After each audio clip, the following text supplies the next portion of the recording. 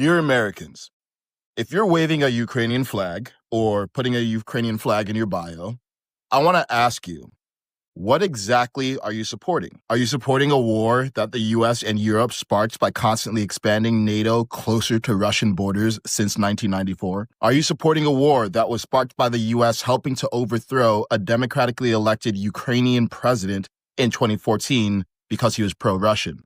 Are you supporting a war that was instigated by Biden supporting Ukraine joining NATO in 2021, which would be like Mexico entering a military alliance with Russia? Are you supporting funding war or forging peace? Now, to be clear, Putin started this war. Putin broke international law. Putin has blood on his hands.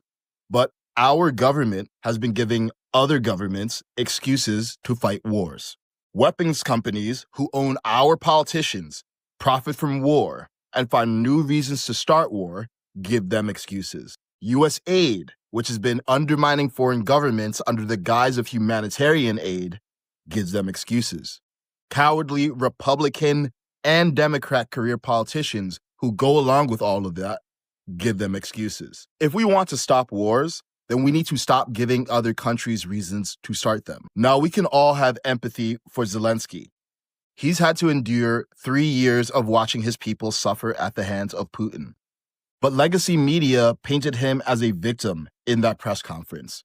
They ignored how Zelensky behaved for the first 39 minutes of a 50-minute press conference. They ignored that Zelensky kept calling Putin a killer and a terrorist while our president was trying to make peace. They ignored that Zelensky said Russia should pay for everything while our president was trying to make a deal. They ignore that Zelensky threatened Americans that Putin will attack America while we're trying to stop the attacks on Ukraine. They ignore that Zelensky is fighting a war with money that isn't his while our president is fighting for peace. Stop buying this.